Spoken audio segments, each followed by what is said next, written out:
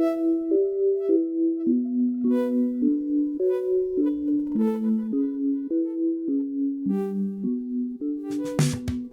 back to Think Deeper Podcast. Jack here with Joe and Will once again.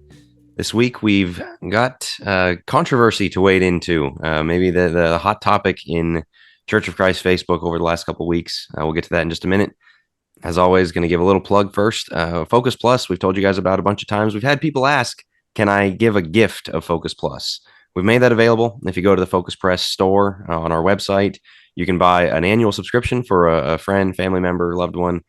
It'll give them a year's access to everything we've got up on Focus Plus, the deep end episodes, the Revelation study, exclusive articles, all the stuff that goes up every week. And so we're excited about that. Again, that'd be a great gift for somebody who just wants daily Bible content on their app. And so we got that available. Transform Faith is one of the books we've been telling you about. It is on the way now. We're finally on with that one. So pre-order number 2 of 3 is on its way in. As we've said before, get that pre-order in if you want to be one of the first. Get it ready for the holidays. That's right, ahead of the holidays. And then I am rushing out the third one as fast as I can. Hope to have that in ahead of the holidays too. It's going to be under the wire, but we'll see what we can do there. So lots going on at Focus Press.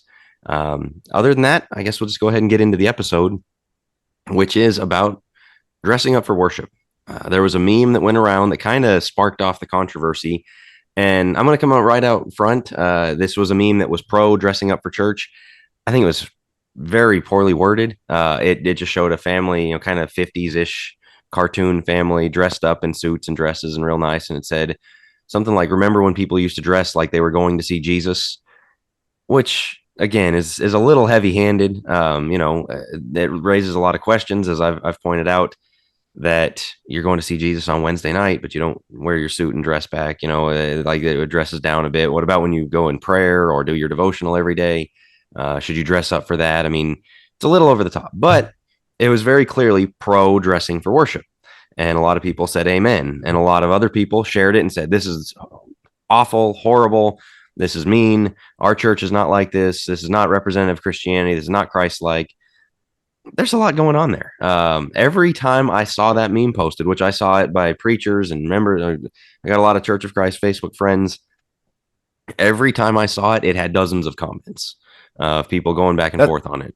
So that's what I was going to say. It's a controversy. It's just it clearly prompted emotional responses from a lot of people. Like, essentially, if you scroll past it, a lot of people felt the need to comment on it. Like, it's something that, for both sides, everybody really had a thought on. Yeah, it struck a nerve for a lot of people. And so, to Jack's point, we thought, hey, let's talk about it on this podcast episode, because it is pretty hot button right now, and it's something that's always there's kind of been a line in the middle that you fall on either one side of. There's one side that essentially, and we're going to get into all the other arguments, but essentially says, God looks at the heart, doesn't really matter.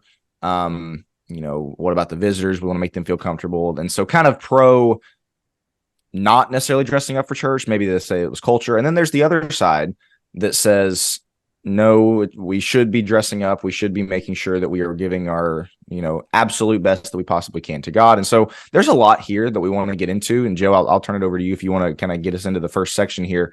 But it's funny. I think this is one that everybody listening to this probably already is on one side or the other. I think sometimes with our episodes topics, there might be some that, hey, I don't really have an opinion. Let me see what these guys think. Maybe stuff like the alien episode, maybe you don't have an opinion. But for this one, I feel like everybody's probably already got an opinion on it. At least it seems like in the Church of Christ that people do. And so we want to explore it. We want to explore, again, all the, defenses of either side. We're going to look at James 2. We're going to look at, again, does cost matter? Doesn't God just care about the heart? We're going to look at all of these things. Joe, what do you have to add to kind of this introduction of it? Yeah, I don't know that we have this in our outline. I don't think it is. I take exception with one word you said, which is always. People have always fallen on both sides of this. I don't think that's true, actually. I think this is a more recent thing. If you look back in the 50s and the guy showed up to church in shorts and a T-shirt that said, this blood's for you. Honestly, I think a lot of guys would have taken him out in the back and horsewhipped him. It would have been like, what are you doing? Well, at some point along the way, and this is what I was interested in, and I don't think this is on our outline. I haven't done enough research to fully know. I would love to know where that line shifted. I'd love to know at what point in our culture. Others would make the case that that was the anomaly, that historically people had just worn what they wore. They didn't have nice clothes or whatever, oh, Jesus and the fisherman kind of thing. And so there's an argument for both ways of we introduced it as a culture and it was, an anomaly for a short time and then that is going away kind of thing. I'm not saying I advocate for that idea, but that it would be the other historical cultural argument given back to what you're saying. So. Yeah, I suppose. We'll get into the culture thing here in a bit. So let's not go too far down right at the start. Okay, yeah, and I'm talking more the history of this, I suppose, rather than the culture. I think the culture unlocks a lot of this, as we're going to get into here. The history of it is interesting to me, and where we fall on that. But the question that I think we want to start off the top with is, look, is this a Romans 14 issue? Yes. Are we looking to bind this on somebody or condemning somebody? Based off the dress. Can we bind this? And so, fellas, I'll kind of throw that to you. This is the question you're going to get right off the top of, we get this on every gray area matter. Clear, well, are you binding that? To be clear, we haven't really stated our position yet either way. I mean, if you read Jack's article, you probably on Facebook, you probably know where he stands. And I think each one of us are going to kind of give our positions here in just a second. All the deep thinkers are already subscribed to right, exactly. So, that's just me being redundant. Yeah, they've all seen it. They've probably all read it twice at this point. I would hope probably, so. Yeah. But what I was going to say is, yeah, exactly. That's what's so interesting about this, Joe, is for everybody, there is a line. Everybody has some kind of line. What's different is where your line is. For instance, and I used this example when we were talking about this off air. First of all, if somebody walked in a bathing suit, I would imagine that they would, get, maybe pulled aside or, corrected, whatever word you want to use. That's over the line for some people. If people regularly were showing up in straight pajamas, I think that would be something that, once again, they would probably get pulled to the side on in most congregations. If somebody came to worship in a costume, dressed up as, some person from a movie or something, a minion from Despicable Me or something like that. Yeah, pretty sure that's over the line for some people. And so, Joe, when you ask, is this binding? What's interesting about it is everybody's got a line. Everybody has a line of, okay, that person needs to be talked to about what they're wearing to church. Okay, and maybe the line moves for different people. And so, I would have said that before. Having read some of the comments, I'm not sure everybody has a line. Other than maybe nakedness, maybe just stark nakedness is some people's line, but.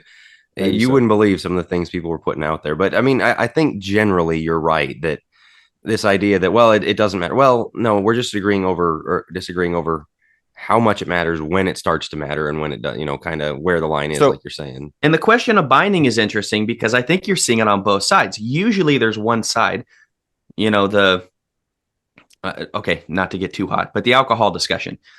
Those that are on the anti-alcohol are very clearly on the binding side. Those that are on the pro, don't bind it on the others. You have to drink alcohol. You see what I mean? Whereas on this one, there are the people on the lax end of things that are binding that on the others going, you cannot make it about the dress. And there are people on the dressed up side of things that are binding on the other saying, you cannot go lax on the dress. So the binding issue is kind of permeating this entire discussion because both sides feel they have the ability to bind it onto the others, if that makes sense. Yeah, it does. No, that is an interesting point. So who's the weaker, who's the stronger brother in this situation? You know what I mean? Right. So, yeah, I mean, just to state it clearly, we think it is a Romans 14 issue. It's not a commandment that, thou shalt wear a suit to church. That was something I saw people say, well, where does it say the word suit in the Bible? Like, nobody's saying that. But one of the things we have also, that's a very poor way to argue, but it is. Sorry, go ahead. One of the things that we have said many times that our position on Romans 14 issues is, it builds the framework for the discussion. Okay, it's all right. So neither side has a command here. So now we need to argue with that that understanding. What a lot of people do is, well, it's a Romans 14 issue. Therefore, we just shouldn't even have the discussion. Like, no, we're going to pick one way or the other. A church is going to dress up or not dress up. You still have to decide. It's just under the understanding that it's not a commandment. It's going to be a culture thing of how we do this here, like what our congregation prefers, things like that. And so, yeah, we have that, but well, you can't bind that, so let's not talk about it. Drives me crazy. We still have to talk about this stuff because you still have to decide. Here's what I would ask. So I'll go ahead and state, kind of my position on this. I do think that you should be, dressing up for worship, and we're going to get into like what all that means, because somebody might say, well, my $600 jeans are more expensive than your suit. That's me dressing up. We'll get into that here in just a second. But for the most part, again, I believe that you should be, you should look different for worship. You should not roll in with your casual outfit, with your, hiking clothes, whatever it is. And so what I would be very interested to ask somebody who, and Jack, I'm going to be honest, I didn't see the meme until your article. So I'm about as unplugged. You guys aren't big Facebook people anyway. Church of Christ Facebook culture as Not it really, gets, yeah. apparently. I missed it too. But so maybe you'd be more, I guess, able to speak on this. But I'd be very curious for all those that were very anti-dress up, those that fell on the side of essentially you can wear whatever you want, you can't mind whatever. What are they advocating that you can wear to worship?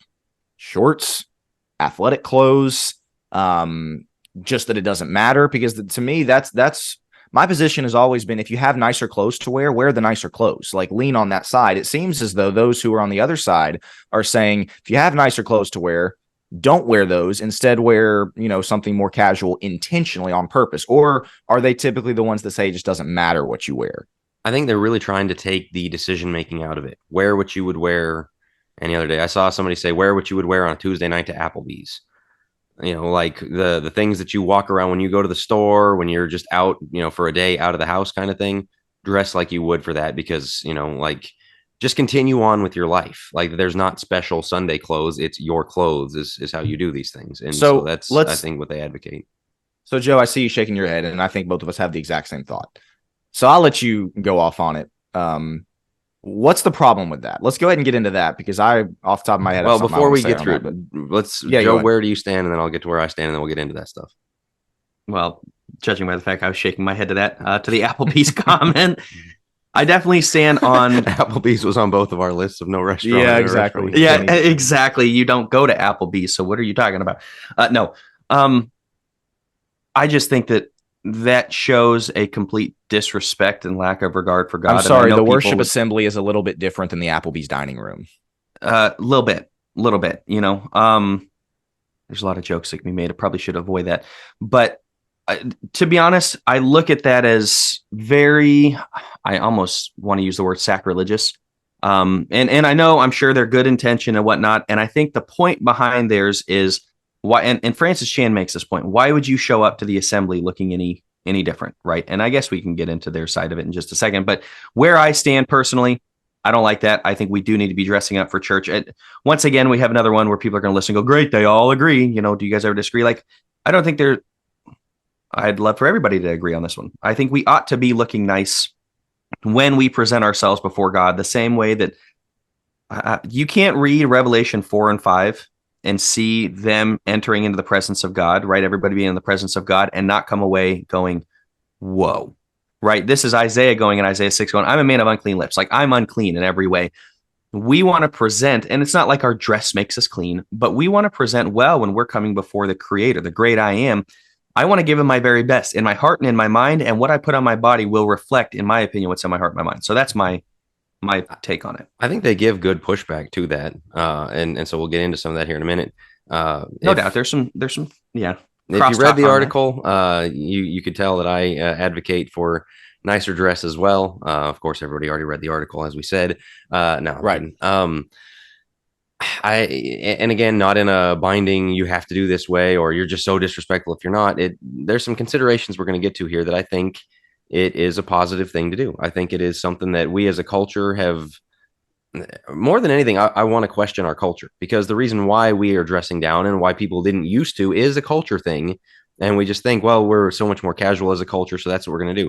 Okay, but is our casual culture a reflection of a healthy culture or not? And so it's those considerations I want to get to. And again, I think there are good points made by the dress down people. And I think a lot of this reveals a much deeper underlying debate of high church versus low church, of, some of those more deeper theological discussions of what it's supposed to look like. And we in the churches of Christ don't have any framework for that. Like Anglicans and Orthodox and Catholic are very high church. It's very fancy. It's very ornate. It's very, traditional and all that. Community church, a lot of Baptists are very low church. And we are not high church, but like we're kind of congregation by congregation, autonomy, pick where you want to be. And so this makes it really hard for us to plant a flag anywhere. So let me ask this, because we're about to get into some of the biblical precepts about this. Again, I referenced James 2. We'll talk about that here in just a second. Jesus and the apostles, Old Testament stuff. Let's talk about so we all said that we would advocate dressing up for church. I want us each to kind of clarify, what do we mean by that? Are we talking everybody's got to wear a suit and tie? Every lady has to wear a very nice dress. Like, again, I could say that I think we should all dress up, and Jack could say the same, and we could still be talking about two different things. We've got the money factor here that we need to discuss. Like, what do we mean? I'll go ahead and state what I mean, and see if you guys maybe have a little bit different way to put it. Again, I think if you have the nice set of clothes in your closet, wear the nice set of clothes. If you have the set of clothes that you're going to wear for family pictures or something, or for a job interview, or for an occasion where you are recognizing, yeah, this is something a little bit different. This is not the Tuesday night at Applebee's. This is not just hanging out around the house. This is not just, going out and walking around the mall. We all have occasions in our life where we know, okay, we need to, again, go to the nicer portion of our closet for family pictures. Again, the job interview, maybe the nice dinner, wedding, with your funeral, boss, maybe the wedding, funeral, a date with your wife, whatever. We recognize that those are occasions worth dressing up for, but for some reason for worship, a lot of people, again, want to say, well, no, just dress the way that you normally would.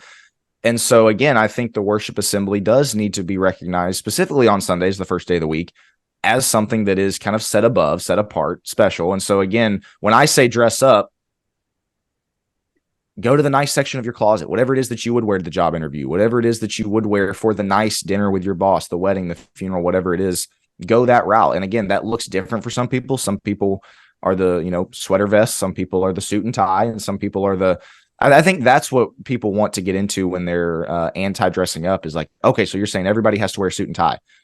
That's not necessarily what I'm saying. For some people's closet, the nice section of their closet is the really nice button up and a pair of jeans, and they literally don't have anything else that they wear nice that's out, to go out with. That's one thing. I don't know what you guys have to add to that when you say that you are for dressing up for worship. That's what I mean, is go to, once again, the nice section of your closet for the special occasion dress. It's interesting with the Tuesday night at Applebee's thing. That's a stand-in for however you would, walk around normally. No, you dress up. Most people, not everybody these days, but most people dress up to a degree for Tuesday night in Applebee's. You don't walk in your slippers and pajama pants. Some people do, and that's one of those. Again, when you look over at Applebee's, that's I was going to say don't go to Applebee's. Yeah, it's a little bit out of place, right? Like, hey, you're in public. Why are you dressed that way? When you're going out in public, you dress differently than you do at home. Why? Because it matters. Because like there's an inherent understanding in the back of our heads of like, I'm going to be around people. I should look a little bit nicer than I did when I was on my couch eating Cheetos and watching the football game. And so you dress up for that. Well, so what I would advocate is put levels in, and whatever worship is a level above. And I've preached at small country churches. For some guys, it was their nice pair of jeans versus their other pair of jeans. Right. I don't have a problem with that.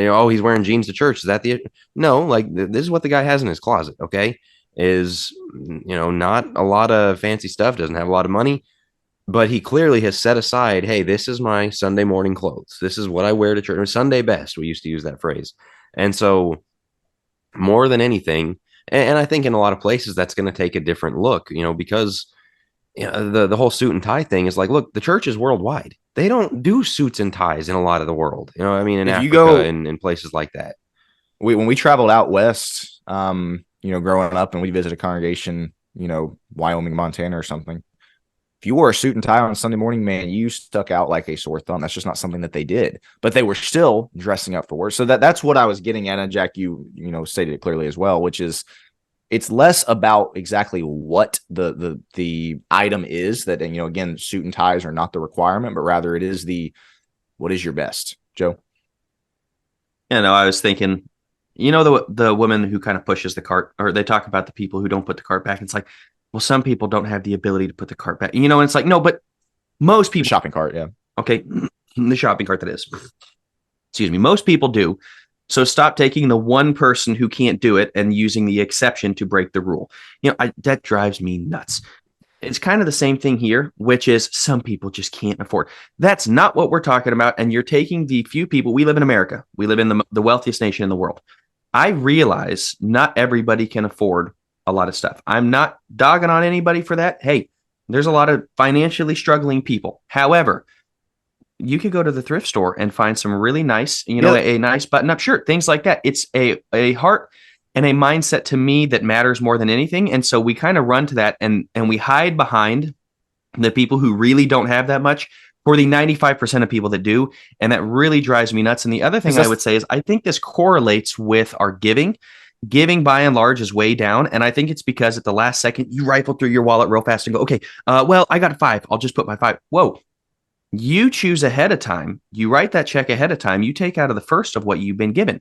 You write that check and you think about, I'm giving this to God because I want him to. Why would I give to God that which costs me nothing? All right. That's the David quote. We do that in our giving. I would say it's the same thing with our dress of like, why would I give to God that which costs me nothing? We want to have the same, but that like blasé attitude of who cares? Well, God cares, right? And yes, he cares about the dress. He cares about the money that you're giving him, not how much you give. The widow's mite, she could go in and give a tiny bit. It was out of her heart, right? It was giving from not this great amount of money. Some person could give way more, but the heart isn't right. And I would correlate those two quite strongly, in my opinion. As the giving has gone down in America, so has the dress. It's a mindset issue. Interesting point. The only other thing I was going to say about the using the person that can't as the exception. The other thing about that is if you don't fall into that category, don't bring it up.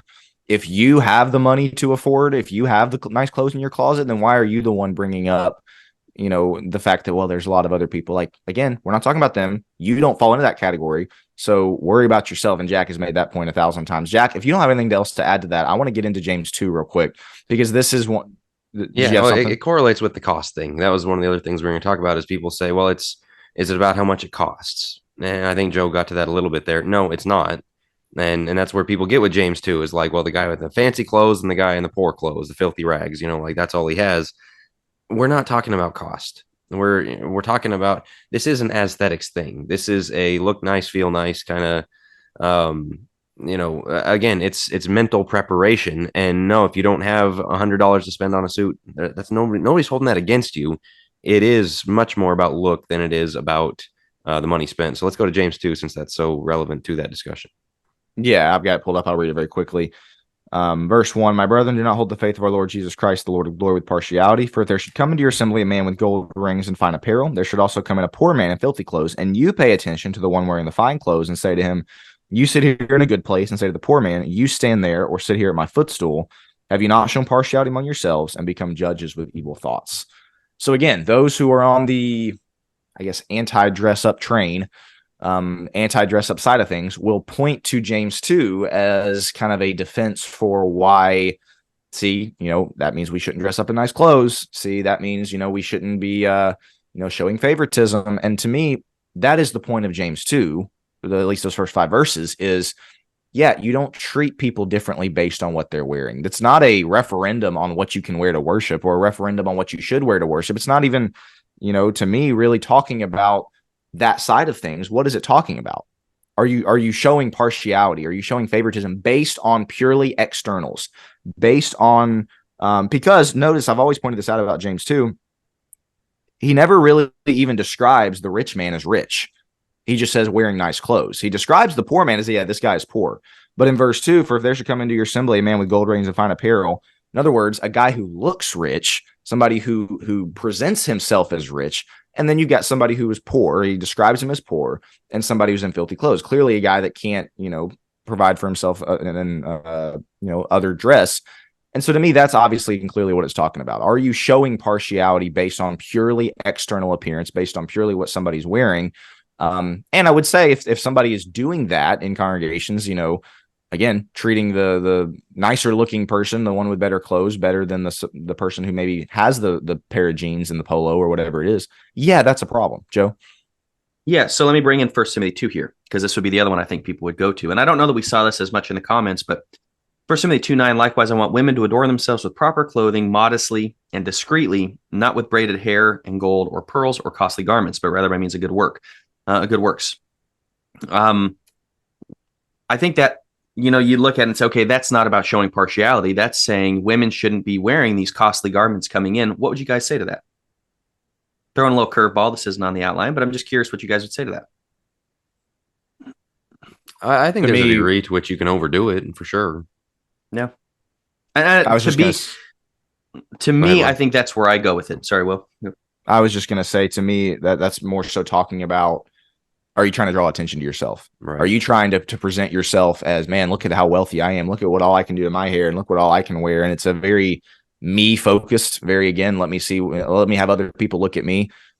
Yeah, if that's what you're doing. And to be fair, there probably are there might be, I should say, some people who with their dress, that's exactly what they're doing with worship, maybe the name brands or whatever it is. And so to answer your question, Joe, that's what I would say, is that's more so talking about, yeah, are you trying to draw attention to yourself? Are you trying to make everybody else look at you and say, man, look how wealthy that person is, or man, look how nice that person's dressed. Yeah, if that's what you're trying to do, you're missing the boat as well. Yeah, I just wanted to bring that up just in case people do bring it up. I'm like, well, what about that with costly garments? I think that's exactly it. Is, James 2 is about, don't show partiality to the guy who's dressed well. I think this one is, don't dress so much as to draw attention to yourself and to be, and what they used to do back then is like the weaves in their hair that would go up like 2 feet off their head. And you walk in and again, I've made the, statement, you're looking like a traffic cone. I would say Gerald from Hey that's Arnold. nice. Great reference there. Great reference. Jack always with the good references. Yeah, no kidding. Great show. But yeah, I mean, that's what they used to dress like, and it was an immediate attention grabber. And I think to that point, I think that comes into the discussion. Yes, there's a modesty element to this, but there's also, we are very much not trying to say, hey, wear that Gucci suit or the Armani suit that when you walk in, people go, whoa. That's not the point either, to just impress everybody with how nice your stuff is. It's more of, once again, it's the heart. And if the heart is, I'm going to look my best for God, or is the heart, I'm going to put on this Gucci suit and everybody's going to be mind blown at what I can wear to church.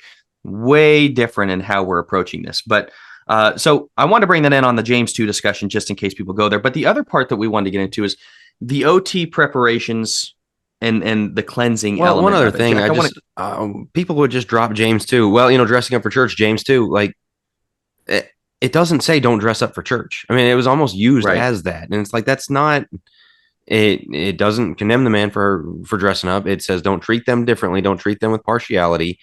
But that also isn't saying, yeah, it doesn't matter what you wear. It's saying, look, this guy has this guy has that. Don't treat them any differently. Amen. I don't think anybody disagrees with that. I don't. Go ahead. No, go ahead. I was just going to say, I don't think this is like a mic drop to the whole discussion, like some people have tried to make it to be. In fact, I don't think it's even relevant to the discussion in that way. I will say that's also one of the most annoying things to come across in the Facebook world is when, Jack, you post a question or something like that, and people just post a verse reference. Nothing else, no thoughts, no comments. They just interpretation. Yeah, like this solves the problem. Man. Yeah. No, that it doesn't. It does not say, well, this guy dressed wrong. Clearly, it's hey, you guys don't treat people better just because they look nicer externally. Amen. Like, Amen. Let's move on. So to the Old Testament point, go ahead, Joe. Yeah, no, I was going to actually ask, I was going to have you lead into some of this, because this was the other one you got. You got an interesting comment and just about the idea. The high priest. And about the high priest. And I guess I'm mixing two, because there are the Old Testament preparations and cleansing. And I think that's a big part here is you didn't walk into the presence of God with your grubby clothes on that you've been walking around the wilderness. Like, you got prepared, you washed yourself, you cleansed yourself. Even in them, the scribes, I think it was the Masoretes, right? Like, when they would come to the name of God, they would wash their clothes and they would like prep themselves. There was a preparatory aspect to worship where you didn't just show up to God in, again, dirt stained like filth. You had this idea of dressing up. But you had a comment on yours, Jack, specifically about the priests. Of the high priest would just be in a linen garment as he went into the holy place. I thought you had a good comment back, like, we're not the high priest, but I wanted you to touch on the priesthood element of it. And I think there's more wrapped up into it. There's that question, but there's also the beautification of the temple, the tabernacle, things like that. So what would you say that portion of the Old Testament as it relates to dress and things like that? Yeah, specifically what my mind's going to is Exodus 20, and you kind of referenced it a bit. When they come to Sinai and God says, all right, Moses, go tell them there, you got 3 days. Get ready, consecrate yourselves, no sexual relations between couples. It says don't go near a woman. Wash your garments. They've been out wandering in the wilderness. He says, here's your chance. Go get your garments ready and washed. You better show up in clean clothes for when God comes to the mountain. And of course he does. And it's terrifying to everybody, right? I mean, it's like, whoa, God's here. He's on this mountain. And he told them part of that was wash your garments. That matters. And I think one of the things that I even grew up hearing this. Well, the Old Testament was physical, the New Testament spiritual. Wrong.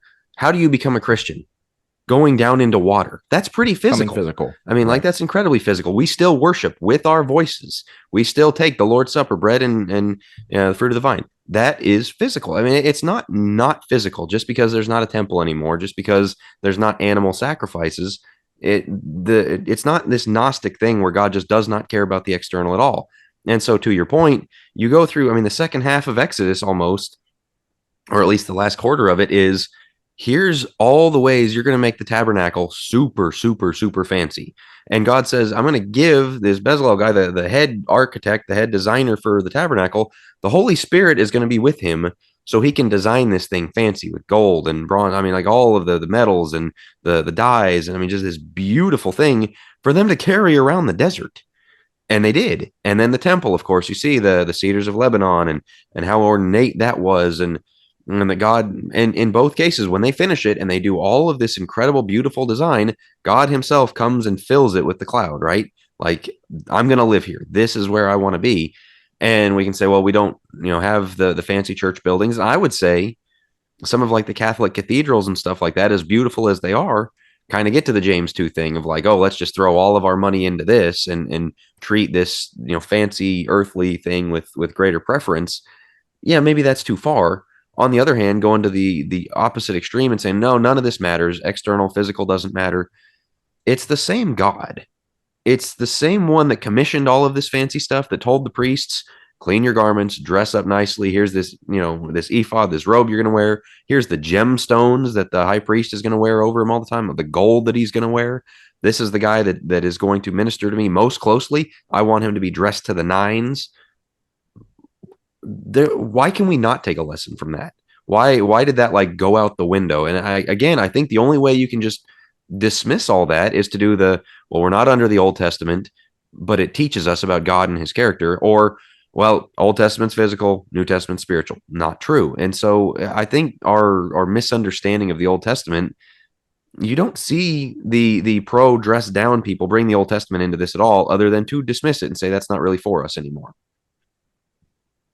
I would push back on this a couple of ways. Devil's advocate here. I agree with that completely. They come to the mountain, they need to cleanse themselves, but as you also said, have no sex.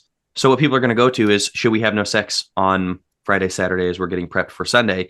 If we're going to make it physical, and we're going to cleanse ourselves, should we abstain from sex? I mean, I hear that being a potential.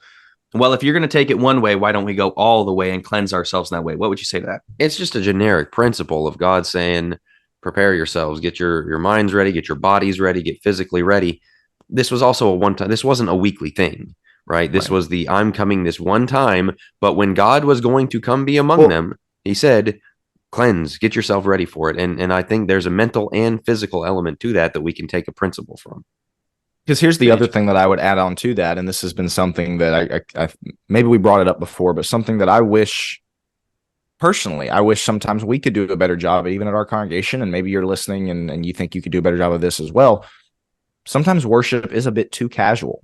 Sometimes worship is a bit too habitual, you might say, of like, yep, we're just here to do what we do every Sunday. Let's take our cracker and juice. Let's sing a few songs. It's just, I don't know. Sometimes it doesn't have the specialness feel that I think it should have. And I firmly believe maybe the lack of dress, maybe the lack of, exactly as Jack's talking about, preparing ourselves to worship and really focusing and thinking about what does that mean, that we are about to approach the throne room of God. We are about to be gathered with the saints to, again, sing praises to his throne, to approach his throne in prayer, to reflect on the sacrifice. Like that can get lost sometimes in just the habitual routine. Yep, every Sunday we do this.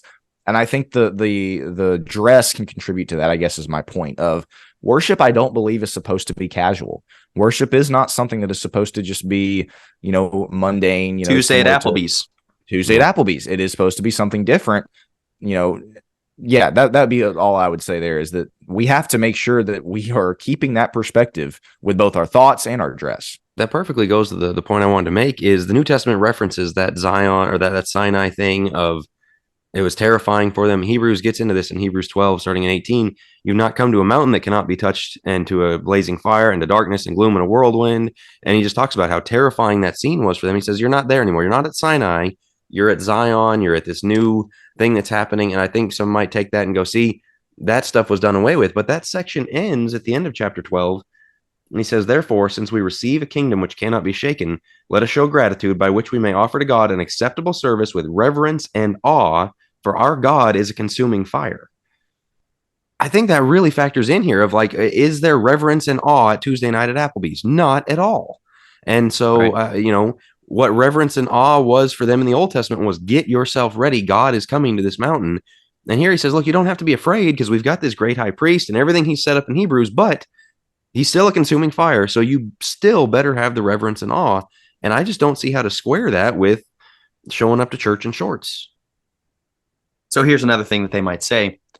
Well, Jesus and the apostles didn't dress up to go into the temple. I mean, they seem to be pretty casual. And so if Jesus himself is not, we don't see him dressing to the nines, so to speak. He's probably walking around in the same stuff that he was always walking around in. And he had a great relationship with God. Or you could even go to John the Baptist, right? And he's got his own garb. What would you say to those things? And I realize I'm the one asking the questions all the time, but I am genuinely. Joe, you got to give the answer. No, I'll go first here, and then Joe, maybe we can let you go. Yeah, I got two thoughts on that. First of all, I would love to know the book, chapter, and verse reference where it lists what all was in Jesus's wardrobe. And what all was in Peter's wardrobe of like, yeah, this is what it was, just that white robe with the blue sash. That's right, of course, saying kind of Steve Jobs thing every day. Right. Yeah, exactly. And the blue-eyed contacts, because anyways. My point is, first of all, it's a broad assumption to make that, they just wore the same thing. Now, historically speaking, they probably did, but let's pump the brakes a little bit on, we for sure know that they wore the same thing all the time. No, we don't, first of all. Second of all, you have to keep it in the context of what we, and by we, I mean the three of us, are, I guess you might say, critiquing, which is the idea that I've got nicer clothes in my closet that I'll wear for more special occasions, but for worship, I'm going to choose not to. To me, like, that's what we're talking about and applying it to Jesus and Peter. Do you really think, let's say, hypothetically speaking, that Peter, Paul, Jesus, whoever, had the nice set of clothes? I don't know if they had closets back then, but you know what I mean? Had the nice set of clothes in their closet and said, you know what? No, I'm not going to wear that. I'm going to dress down. I'm going to just wear what I wore, walking on the road to Emmaus or whatever it is. No. Do we honestly believe that that's what they were doing? And the answer to that, in my opinion, is obviously not. And so it's a false equivalency. You can't say that, well, Jesus and the apostles didn't, so we don't have to.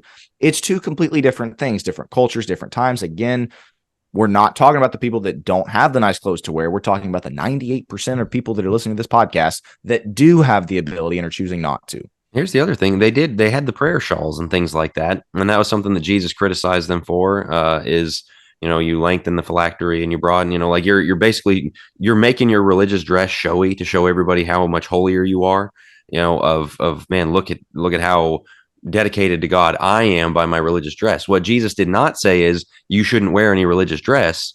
He just said, don't make it showy. Right. Don't make it. And so this idea that, no, they didn't have any. Yes, they did. We don't know the extent of it or how much washing or whatever they did ahead of each Sabbath, going to the synagogue or to their temple trips or whatever else. I imagine, with the cleansings, things like that, they had things that they did. I mean, even when you walked into the temple complex, there's, washing right out front, but they had the prayer shawls. They had things like that they were expected to wear. And so this is, this idea that they didn't have religious dress back then they did. I mean, it's right there. Well, my thought was, if you're walking around for 3 years all around America, you have no wardrobe and you're wearing the same thing going place then to place. Maybe it applies. I was going to say, if that's you, go for it, I guess. If that's you, okay, that's nobody here. I shouldn't say no. There's some guy doing it, but for the majority of people, let's keep it in context that Jesus did not live the life that most of us live, nor are we supposed to live kind of the nomad life necessarily. That's not for everybody. And so I think it's just a false equivalency where they're trying to say, well, Jesus did, Jesus did a lot of things that we wouldn't do in the 21st century America in our homes. That's exactly right. So we got to roll. We got a few more things to talk about here. And one of the things that I want to bring up, because the next section of this is kind of, okay, well, do the aesthetics matter? And Jack, you kind of already touched on this a little bit, because there is a Gnostic component, but I'm going to play with devil's advocate once again and drop a verse reference, and I'm going to play Joe and let Joe answer here this one. Mm-hmm. What people are going to say, or what people in defense of the no dressing up are going to say. 1 Samuel 16:7. The Lord said to Samuel, do not look at his appearance or at his physical stature, because I have refused him, for the Lord does not see as man sees. For man looks at the outward appearance, but the Lord looks at the heart. So very clearly, Joe, that all God's focusing on is the heart for worship. And so therefore it does not matter the outward appearance, what you wear. What would you guys say to that? Because this one gets dropped as well. Maybe not the reference itself, but read the book of Exodus. Doesn't God just care about the heart? Yeah, go ahead. read the book of Exodus. Like, why in the world would you have them go in the middle 40 years in the wilderness, and they've got to go find these precious stones? They got to have these precious stones. And I know they took it out of Egypt and whatnot, but like, yes, the outer appearance did matter to God in that moment. When he's picking a king, people would have to me, this speaks of James too. Whoa, that guy looks the part. You're judging based on outward appearance, right? God knows what's really important is the heart. However, would the outward appearance, especially in this case, not reflect the heart? In my opinion, if you have an opportunity to dress up, dress nice, get yourself some clean clothes and choose, as you said, Will, the nicer part of your wardrobe, and you just choose to show up in gym shorts and flip-flops, does that not reflect your heart? That would be what I'd say. So yes, God does know the heart. He very much knows that you had an opportunity to dress nicely. You had an opportunity to show up and to, give him your very best, and you chose not to. You chose to keep it casual and to say, yeah, Tuesday night at Applebee's. I'm going to continue to go back to that because that's just such a poignant point. Like Tuesday night at Applebee's.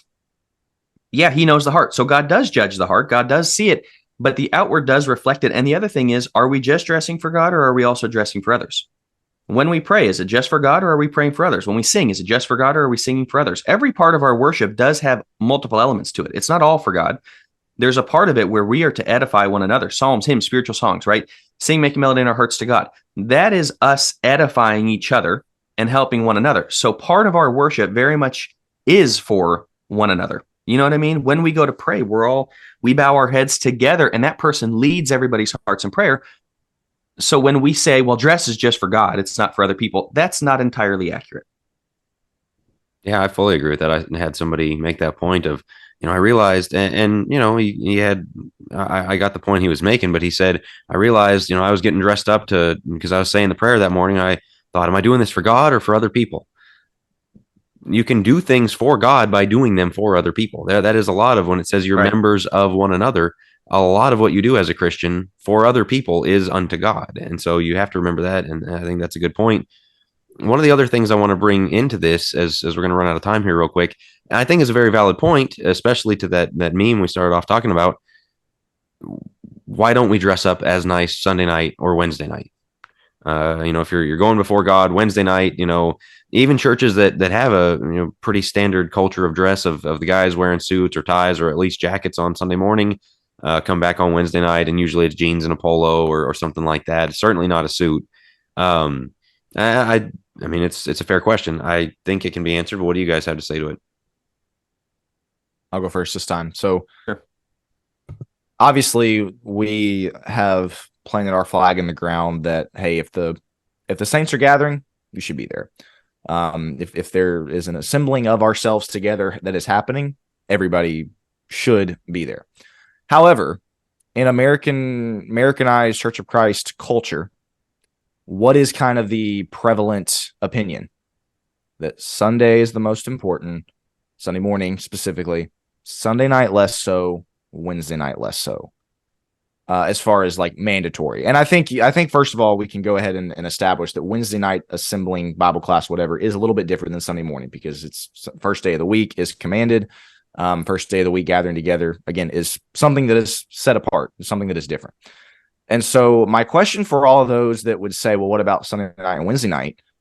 If you're going to make that claim that, well, those are exactly the same as Sunday morning, and therefore you dressing up people need to be dressing up the same for all those, then what you're saying is that we need to start disfellowshipping people for missing Sunday night and Wednesday night if they're skipping church. I see an equivalency there is my point, is if you're saying that well, see, all three of these are the same. Therefore, everybody should be dressing up the same for all three. Are you not then implying that Sunday night, Wednesday night, if people are missing, because I think we all agree, if you're repeatedly skipping Sunday assembly, Sunday morning worship, you know, some level of church discipline needs to take place.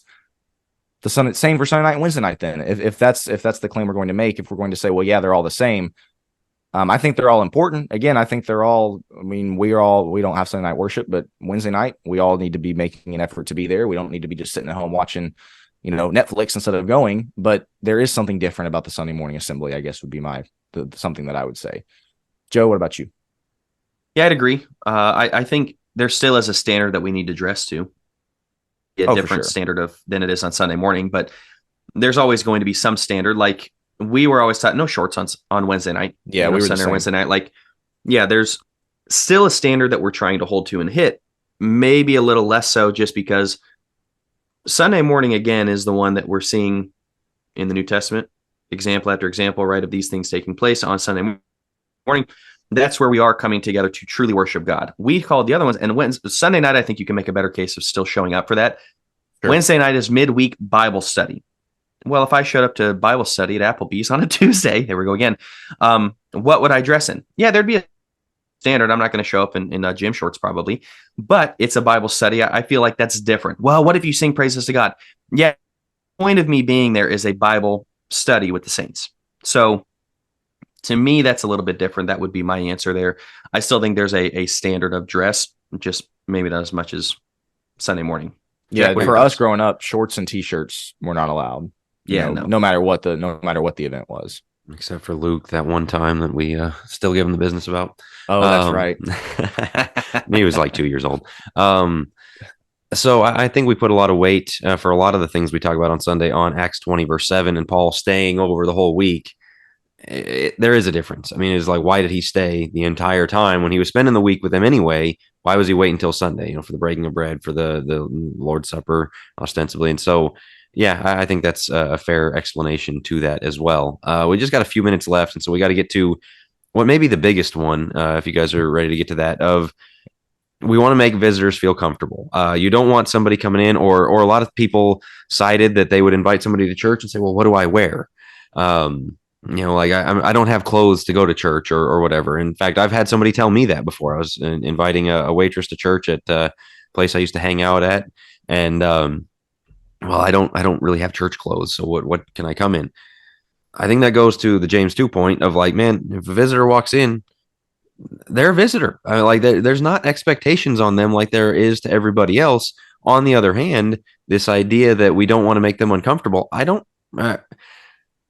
don't want to make them feel unwelcome.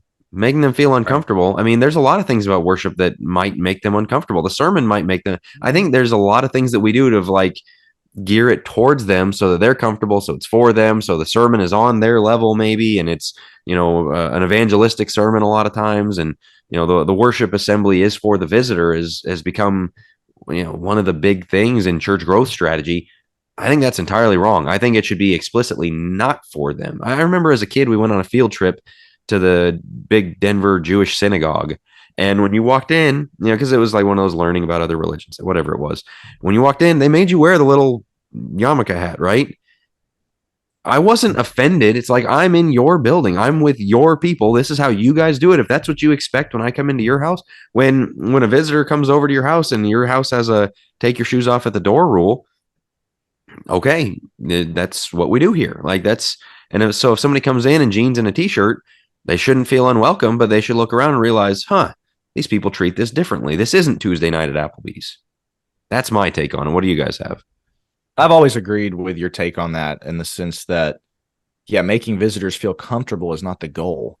It's not, you know, it shouldn't even be in the top 10 of any of our goals for Sunday morning worship. And yet a lot of elderships, a lot of congregations have kind of made that not just a goal, but the goal of, you know, we want visitors to make sure, and almost like putting them up on a pedestal and, you know, kind of, you know, brushing members to the side, you know, their regular members to the side almost. And like you said, the sermon is for them. And in the, you know, hear the announcements, man.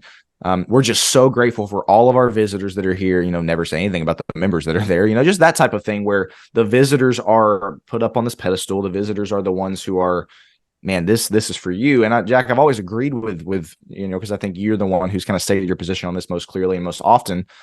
That's not really what it's for. It's not really to make them feel comfortable. It's not, the sermon is not to, just go to the 6 visitors that are in the room while you're ignoring the 200 members that you have. And so I think that is a flaw in the defense of maybe the not dressing up camp. I don't think this is a defense that if I was in that camp, I would use, because, to your point, and to all of our points that we've made for this episode, in the sense that worship is supposed to be special. I do think a visitor walking in their cargo shorts and their, hoodie or whatever it is, looking around going, oh, this is supposed to be something. Oh, this is something different. This, these people are dressed up. These people do take this very seriously. I think that's a good thing. I don't think that's a bad thing. I think of that Hebrews verse about the reverence and awe. It's like, do people feel that when they come in among us? You look at Acts 2, when they were gathering and listening to the apostles teaching, breaking bread together and all that, and everybody felt awe. And there's not awe in that. There's a congregation, or a community church, I should say, like 3 minutes from our building where we worship together. And their sign, like their logo on their sign, is literally a couch to say, man, you come in here, it's going to be comfortable. Like, this is a church. That is on their sign. They have a couch to let you know how comfortable it'll be to come be a part of their church. I don't want to communicate that message. Yeah. I want people to come in and have a reverence and awe and be like, this is different than everything else I did this week. I think this speaks to, and this is kind of the last point on the outline, it speaks to the culture we want to create within the church. We want people to understand this is different. And anytime where we sidle up to the world, it's like, oh, we're just like you. You go into the 1 John 3, like, friendship with the world is enemy toward God, right? We can't be friends with the world, but we want them to see this as different. We want them to have that reverence and awe. We want them to go, whoa. And if they're drawn to it, man, they've got a heart for the gospel. Let's evangelize. Let's reach out. Let's do everything we can. Bible study, everything else. We are terrified of the kid walking in a basketball shorts and a hoodie and going, nope, this isn't for me, and walking out and never seeing. Doesn't mean we don't go after him. Doesn't mean we don't evangelize, but we are terrified of him never walking back in the doors of the church. Like, has it occurred to us that maybe he doesn't have a heart for God yet? Well, if somebody walks in and is like, oh, well, I have to dress up, I'm not coming, like that. How much do we want that guy? Heart issue. Yeah, well, exactly. Not so much how much we want that guy, but it's like, Jesus always let that person leave. The person who's like, I'm not doing that, That's my point. In that state, if he's willing to come around, how much do we want somebody who's going to disrupt, or we cater? Let's be honest, we got a lot of church lady, picking on people, but we got a lot of older members this way that are very particular. We can't change anything about the church because they might leave. Okay.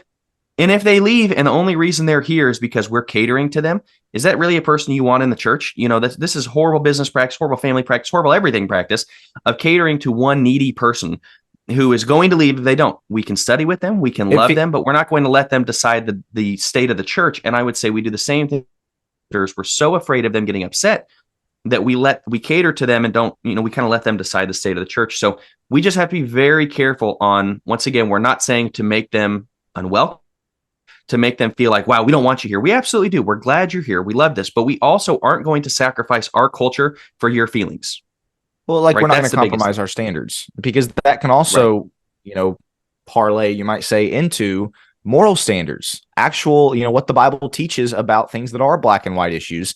It feeds the consumeristic mentality that Jack's, of course, written a whole book about, that if you walk in and, man, everything's about making me feel comfortable and everything's about making sure it's my way with the way I dress and whatever. Yeah, that's going to very easily sometimes translate or parlay into, wait, I actually have moral standards I have to live by. Wait, there's actually things that I can and can't do biblically speaking, past the dress, past the way I dress. And so I think that's incredibly good point there. I know we got to wrap here very shortly. I want to transition into, I guess, practical things.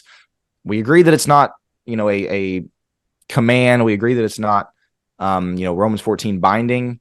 And so I think all of us are on the page of, these are principles that we need to apply really in our lives, of making sure worship is special, or is at least set aside as special in our minds and in the way we dress. One of the things that I want to bring up is, I guess, maybe my closing comments as far as practicality goes. I love what Jack does for his Substack that, again, all of our deep thinkers are already subscribed to anyway. Of course. But prepping for worship the night before, prepping for worship on Saturday night, getting your mind focused and ready for worshiping God. And I think that's the biggest takeaway that I want to, again, share as we get ready to wrap here is, man, mentally prepare for worship, because I think that translates into the way that you dress for worship. Set your clothes out ahead of time. My wife does a very good job of doing that with our kids, because man, Sunday morning, it can be a hassle to get, two kids. And Jack's like, man, you only have 2 kids to get ready. I have 4 kids ready to get ready. But my point is, like, man, Sunday morning can be a scramble. My wife sets the clothes out ahead of time, sets the breakfast out, or gets the breakfast ready ahead of time, that kind of thing. I think we should be doing that mentally as well, of preparing for worship, and honestly thinking ahead of time. What are we about to go do tomorrow? What are we going to be putting our minds on tomorrow? What are we going to be singing tomorrow? Versus rushing around Sunday morning. You show up to worship, and again, it's very casual. It's very, habitual. We do this every single week. All right, let's get our 2 hours in and move on. I think that would also, once again, translate into, yeah, I'm going to dress up a little bit. I'm going to set my nice clothes out. I'm going to make sure that I am physically prepared and mentally ready or prepared for worship. That would be what I would say as far as application goes. I love that idea of laying it out, because there's something very tangible about laying basketball shorts out on your chair. If this was in the morning, if I am, go ahead. Go for it. I was just going to say, and once again, let's say you had a job interview the next day. Are you rushing around that morning, the morning up, and oh my goodness, what am I going to wear? No, you're probably, or at least most people are probably going to have selected ahead of time that I'm going to wear this. This is what you're going to iron the shirt, right? You're going to make sure things match. You're going to have everything out ahead of time in preparation for what's coming. So I do love that idea. There's a cultural element to this, no doubt. It's going to look different in every culture. We haven't hit that as much. We haven't hit that as much. But I do think that it's very important that we give God our best, the same way that, Casual Friday, we know that productivity drops off on Casual Friday. This has been proven in scientific study after scientific study. If that's the case, what does that tell you about the way we dress? I'm way more productive because I'm in that right mindset when I am wearing the suit and tie to the office. If you can do that during the week, and we can understand from a productivity standpoint, what does that tell you about when we show up to worship? There is a cultural element to this, but there's also a scientific element to this of, like, you are not prepped fully for your mind worshiping the great I am when you show up dressed like you would any other time during the week. So I would say check your heart in this. If you do feel like, I'm not going to condemn you, it is a Romans 14 thing, I think, but the discussion needs to be had internally on your side of, am I really looking to give God my very best? And if that's the case, in what ways? It wouldn't just be the dress. It would be prepping your hearts and minds on Saturday for what you're going to sing. It would be getting your voice ready in the morning as you're in the shower, kind of singing some things, getting it ready, getting it prepped so my voice is ready to go by the time we get there. It would be reading through the scriptures, prepping your mind for Lord's Supper. Those are the things that matter.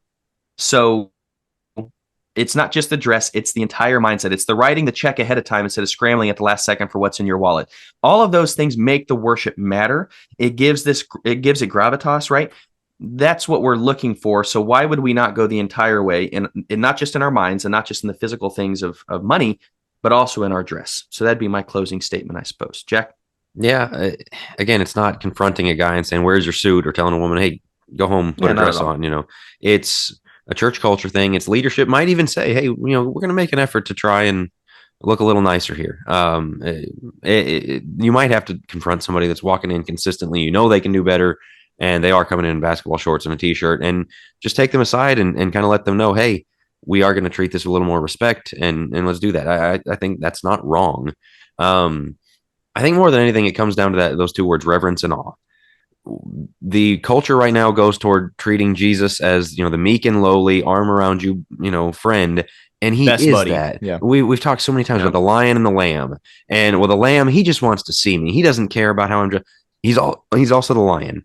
And you need to dress like you're going to see the lion with reverence and awe. You want to go be with him because you love him, because he is, the lamb that was slain and all that. He's also the lion. Treat him as both. And I really think there is a question here of, are we treating him so buddy, kind of where we've talked about parents that want to be their kids' friends? Jesus wants a relationship with you. He doesn't just do it on whatever terms you want to bring him. Show that reverence and awe. You can disagree that dress is a part of that. I really think, the COVID lockdowns taught us at home in your short, like trying to do work from home in your shorts and t-shirt every day. It was really hard to do. A lot of people realized I still need to go put on my jeans and my shoes and my shirt, or whatever it may be that I would go to work in from my home while I'm working from my computer at my kitchen table, so I feel different. it matters. And I think the argument that it doesn't matter is it just doesn't fit with reality. And that's what we're trying to do here is be real about the world God has put us in as physical beings. And so a lot of ground covered here. I know we're going to get disagreement because I wrote on it. I mean, I've seen the arguments both sides. We'd love to hear your comments. This should make for a very interesting deep end to see how many are on either side of it. But again, tell us why we're wrong. Push back on any point. Tell us if you agree. Tell us if there were points that we missed one way or the other. There's a lot to it. I did not realize people were so passionate about this, but since they are, I figured we better get together and talk about it. So, anything before we wrap, guys? All right, and we will talk to you guys. Oh, one of the other things I mentioned this the other day, iTunes or Spotify or whatever podcast app you listen, ratings. We need some ratings. We need some help. We've had some detractors. So if you enjoy the show, give us that 5-star rating. Tell us what you like or don't like about the show. Leave that rating. But of course, it's just going to be what you like if you're still here. So Of course. of course. And that's all we got for this week. We'll talk to you guys next time.